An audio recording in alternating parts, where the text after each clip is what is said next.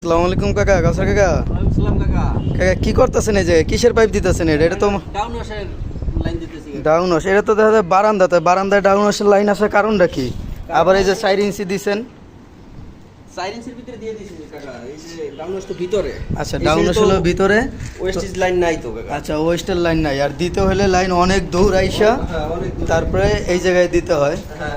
তা আপনাদের আমি বিষয়টা বুঝাইয়া বলি। এখানে যে বারান্দাটা ছিল এটা ছিল বাথরুম।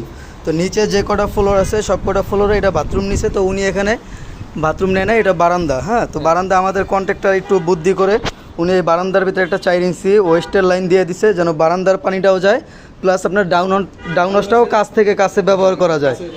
তো এই হিসাব কইরা দেওয়া। তো বাড়িওয়ালার যেন একটু ঝামেলা কম হয়, এর জন্যই তো দেওয়া। কারণ অত দূরে দিলে বারবার জাম লাগতে পারে, দাম লাগতে পারে, পরবর্তীতে আবার আরেক সমস্যা। আর একটা সমস্যা। এর জন্য এটা আমাদের কন্ট্রাক্টর একটা বুদ্ধি করে এখানে একটা লাইন দিয়ে দিছে না। ধন্যবাদ।